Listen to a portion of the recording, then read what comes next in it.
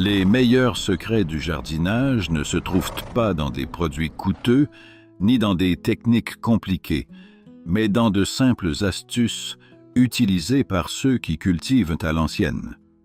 Les Amish, par exemple, récoltent jusqu'à 6 fois plus par hectare que les exploitations modernes, et cela sans technologie avancée. Et le plus surprenant, leurs méthodes tirent parti de ce que la plupart considéreraient comme des déchets. C'est une manière de cultiver qui prouve que le simple et le naturel peuvent être bien plus efficaces. Le pouvoir caché de la peau de banane. Si vous avez déjà jeté une peau de banane sans y penser, vous avez gaspillé une ressource précieuse pour votre jardin. Dans les communautés Amish, ces peaux sont un engrais naturel inestimable. Elles contiennent de hauts niveaux de potassium, un nutriment essentiel pour les plantes à fleurs et à fruits. Ma grand-mère me parlait du puits de banane pendant les temps difficiles, lorsque les engrais commerciaux étaient inaccessibles.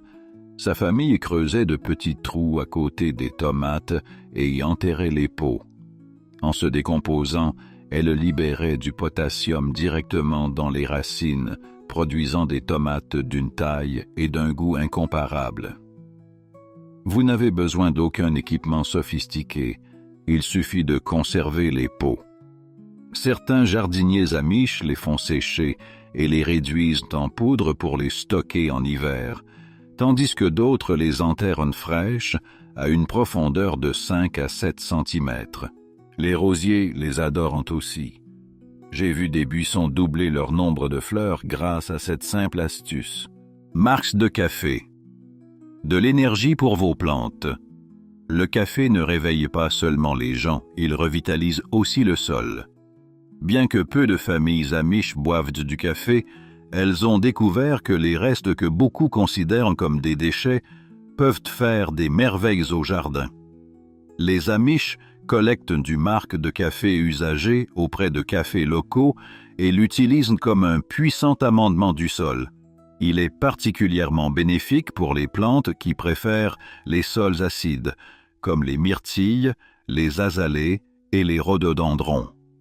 De plus, sa texture améliore la structure du sol et apporte de l'azote.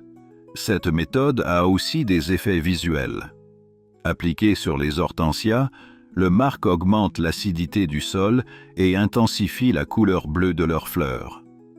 En outre, il agit comme une barrière naturelle contre les limaces et les escargots qui évitent de ramper dessus.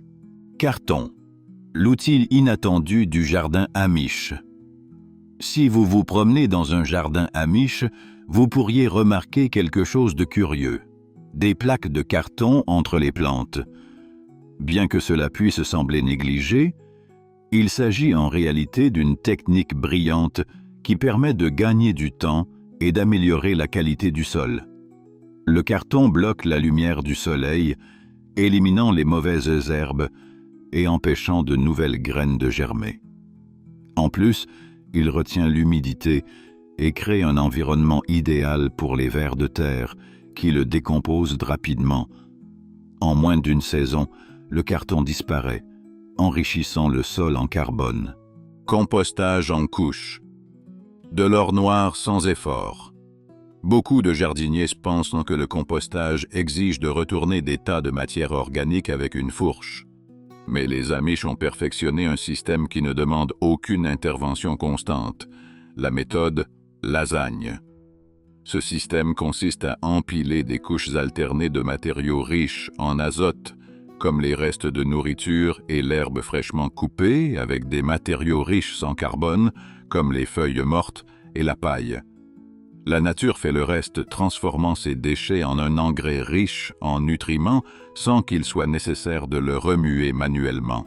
La cendre de cheminée, un trésor oublié. Pendant les froids hivers, les Amish dépendent des poêles à bois pour chauffer leur maison. Mais les cendres qui restent ne sont pas un déchet. Au printemps, elles deviennent un engrais essentiel. Ces cendres sont riches en potassium et en calcium, des éléments clés pour des plantes comme les tomates et les arbres fruitiers. Cependant, elles doivent être appliquées avec précaution. Dans des sols trop acides, elles peuvent améliorer la fertilité, mais sur des plantes comme les myrtilles ou les rhododendrons, elles peuvent faire plus de mal que de bien, car elles réduisent l'acidité du sol. La méthode des 3 sœurs.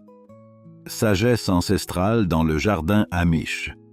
Avant l'arrivée des colons européens, les Amérindiens pratiquaient déjà une méthode de culture appelée les 3 sœurs, que les Amish ont adoptée plus tard.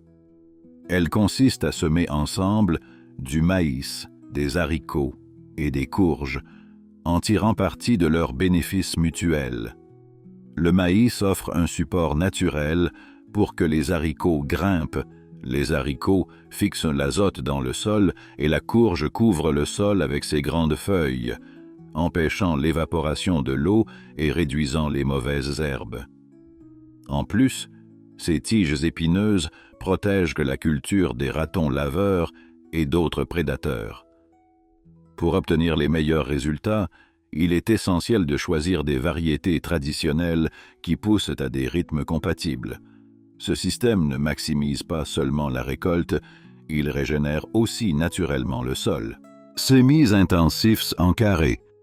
Plus de récolte dans moins d'espace.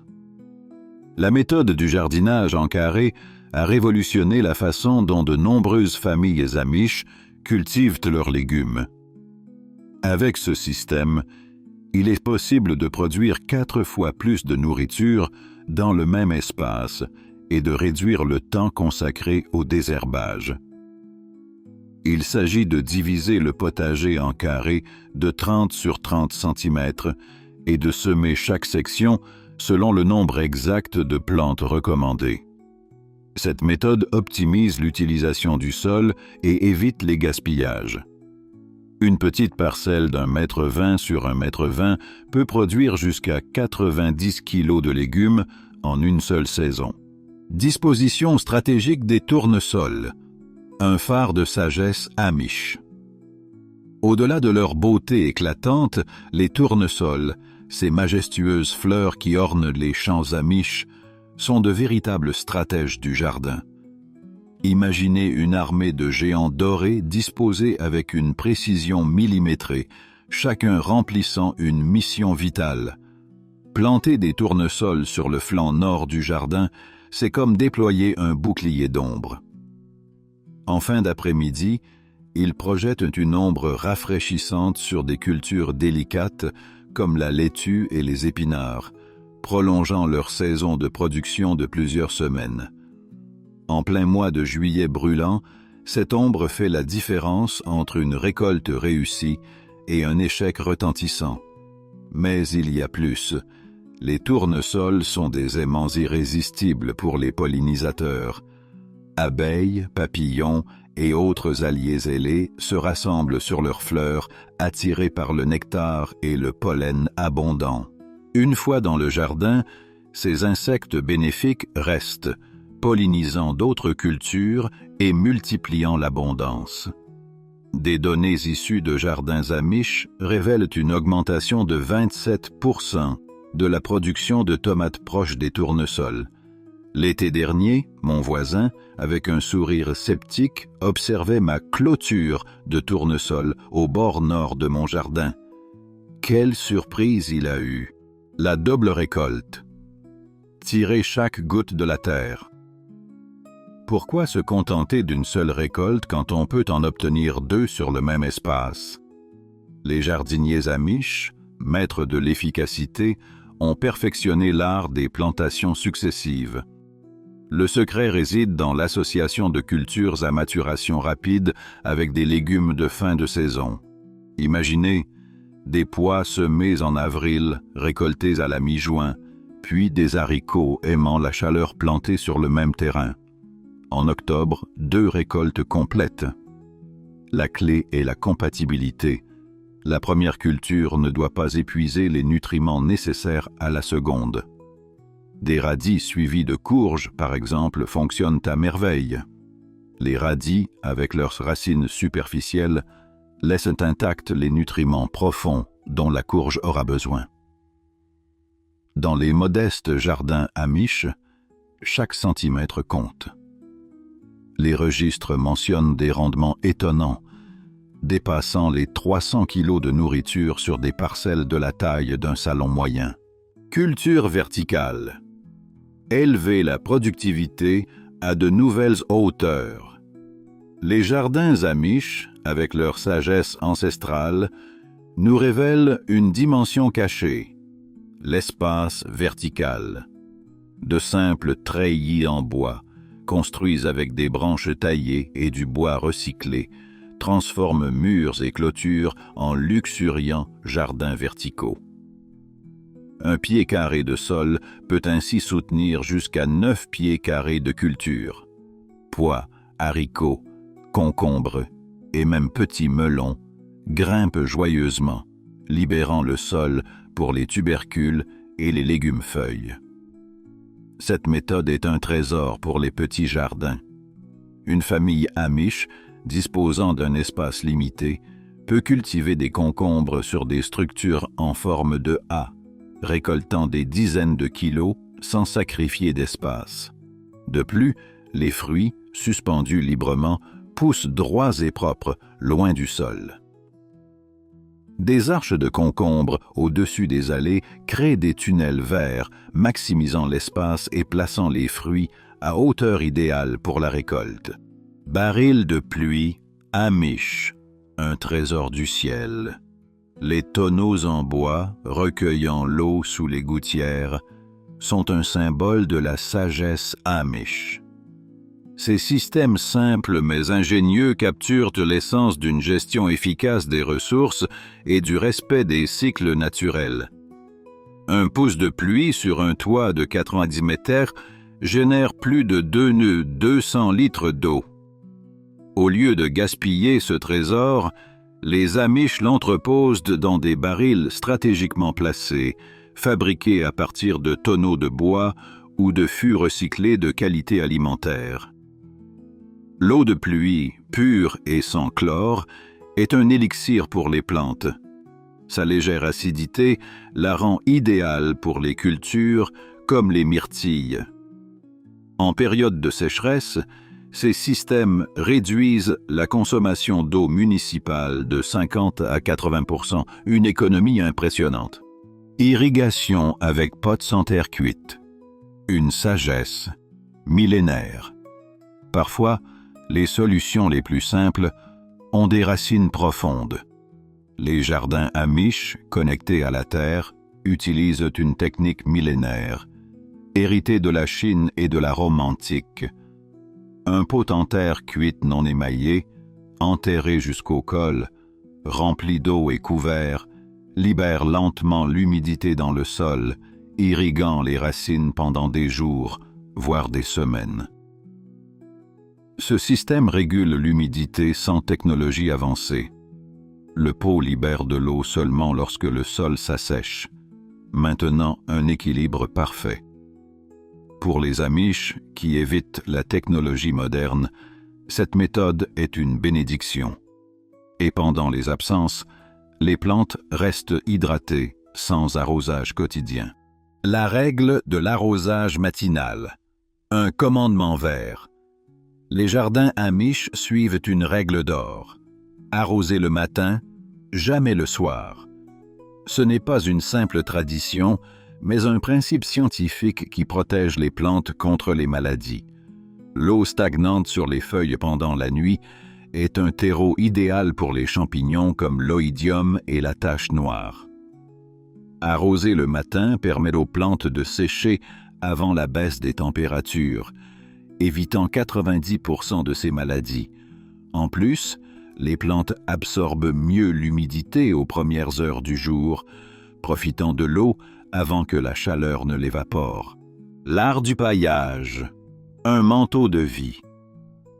Le paillage gratuit, un trésor caché, n'attend qu'à être découvert. Les jardins Amish, résilients face à la sécheresse, maîtrisent de l'art du paillage avec des matériaux que la plupart ignorent. Feuilles mortes, paille broyée, tonte de gazon et même papier journal. Une couche de 7 à 8 cm autour des plantes réduit l'évaporation, supprime les mauvaises herbes, régule la température du sol et, en se décomposant, enrichit la terre. Les Amish collectent des feuilles à l'automne, les stockant dans des contenants grillagés, assurant ainsi un approvisionnement constant de paillage gratuit chaque printemps. Spray à l'aile-maison, un répulsif naturel des nuisibles au jardin. Oubliez les produits chimiques toxiques et tournez-vous vers la sagesse Amish, le spray à l'ail. Ce mélange, un bouclier protecteur, repousse 27 types de parasites sans nuire aux insectes bénéfiques ni laisser de résidus dangereux. Recette. Écrasez 4 ou 5 gousses d'ail et laissez-les macérer dans une cuillère à soupe d'huile minérale pendant la nuit. Filtrez le mélange, ajoutez une cuillère à café de savon doux et mélangez avec 1 litre d'eau. Pulvérisez directement sur les feuilles pour repousser pucerons, coléoptères du concombre et autres insectes indésirables. La forte odeur de l'ail, arme naturelle, perturbe les insectes et les empêche de trouver leur plante favorite. Attirez les oiseaux. Alliés. Ailés du jardin. La nature, généreuse et sage, offre son propre service de lutte antiparasitaire. Les oiseaux. Les jardiniers Amish, conscients de cette vérité, installent des nichoirs autour du jardin, attirant roitelets et merles bleus. Une seule famille de roitelets peut consommer plus de 9000 insectes en une saison. Les oiseaux, gardiens ailés, protègent les cultures et embellissent le jardin de leur présence. Le bloqueur naturel d'insectes, la barrière impossible à franchir. Imagine un bouclier invisible, une muraille impénétrable contre ces envahisseurs rampants. Le bloqueur naturel d'insectes, une poudre blanche aussi fine que le talc, se dresse comme le gardien suprême de ton jardin. Oublie les produits chimiques agressifs. Ici, la nature déploie son génie. Hissée d'organismes aquatiques fossilisés, cette poudre cache un secret mortel, des micro-lames. Les sages jardiniers, Amish, avec leur connexion ancestrale à la terre, répandent cette poudre magique autour de leurs précieuses plantes, les protégeant des limaces, fourmis et coléoptères. Quand ces parasites osent franchir la barrière, crac, les bords microscopiques endommagent leur armure, leur exosquelette, les menant à une déshydratation implacable. Mais voici la merveille. Ce bouclier est inoffensif pour les humains, les animaux domestiques et la faune sauvage. Sa pureté réside dans des coquilles fossilisées vieilles de millions d'années, un cadeau de la terre. Le seul défi, une petite épreuve pour les jardiniers ingénieux, survient avec la pluie, qui pourrait dissoudre cette barrière. Mais eux, avec leur sagesse ancestrale, protègent leur défense avec de petites couvertures, refuges faits de bouteilles plastiques recyclées ou de mini-toits. Rien n'arrête leur lien avec la nature. Éviter les parasites grâce au moment exact des semis le temps, c'est de l'or au jardin. Les jardiniers Amish, maîtres dans l'art de la synchronisation, dansent au rythme de la nature, évitant les parasites avec une précision millimétrée. Ils comprennent les cycles de vie des insectes, leurs pics et leurs déclins, et ajustent leurs semis comme un horloger règle un mécanisme. Pense aux bruches du haricot, ces petits ennemis qui apparaissent à la mi-juin. Les Amish, fins stratèges, sèment leurs haricots début mai, leur laissant le temps de se renforcer avant l'attaque.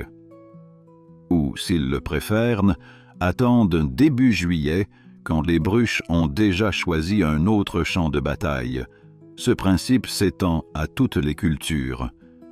Semis précoce ou tardif, la clé est le bon moment.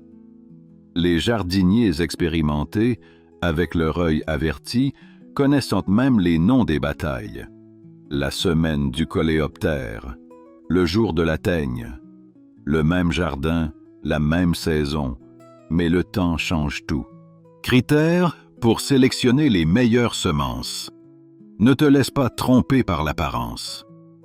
Les jardiniers amish, véritables visionnaires, choisissent leurs semences avec un œil clinique, recherchant l'essence au-delà de la forme.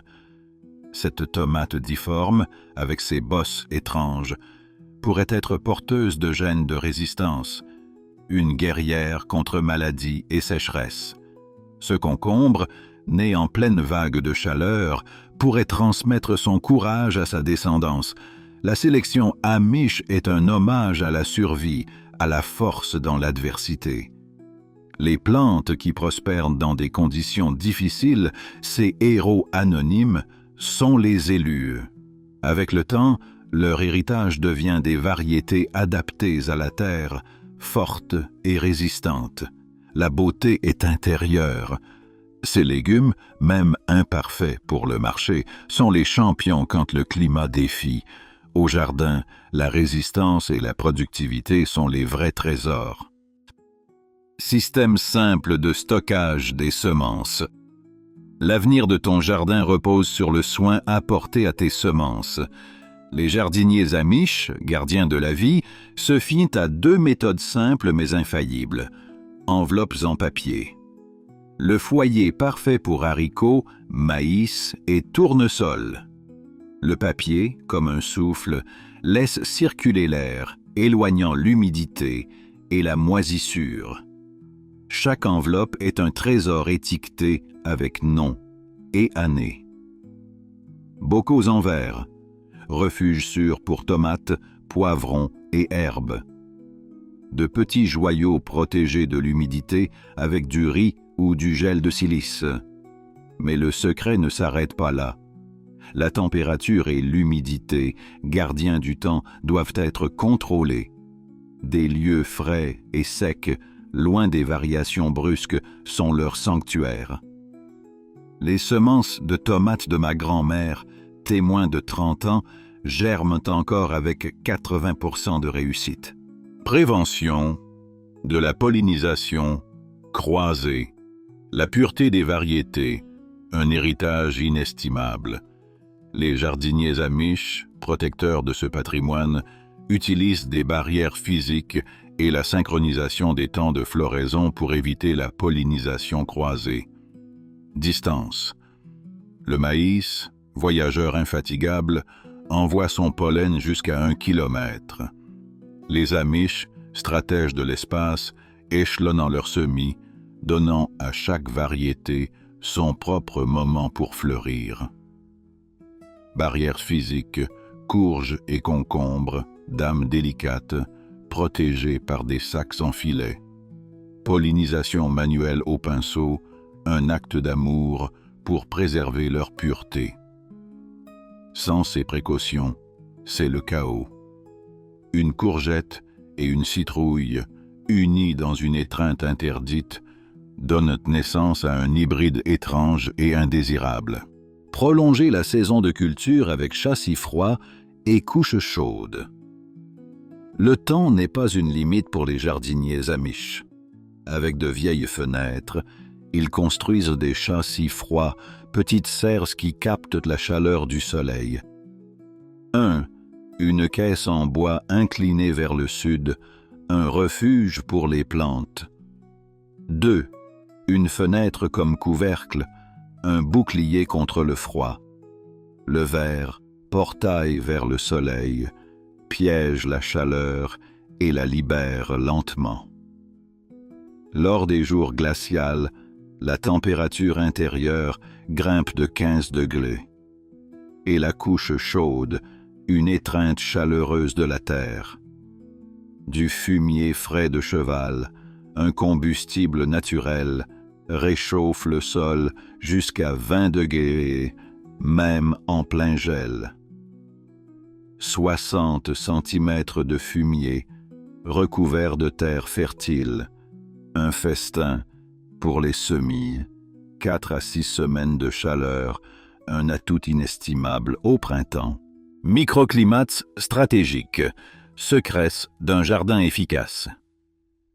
Chaque jardin, un monde en miniature. Les jardiniers amish, explorateurs de la terre, identifient et exploitent les microclimats pour prolonger la saison de culture. Murs de pierre orientés au sud, radiateurs naturels pour tomates et poivrons. Zone basse, refuge frais pour la laitue en été. Observe la neige, témoin de la chaleur. Suis le givre, éclaireur du froid. La terre révèle ses secrets à qui sait écouter. Avec ces techniques ancestrales, les Amish nous enseignent que le jardinage est un art d'observation, de créativité et de connexion avec la nature. Si tu as aimé cette vidéo et que tu es passionné par la culture Amish, celle-ci te plaira sûrement. N'oublie pas de liker et de t'abonner pour ne manquer aucune vidéo de la plus grande communauté Amish de toute YouTube.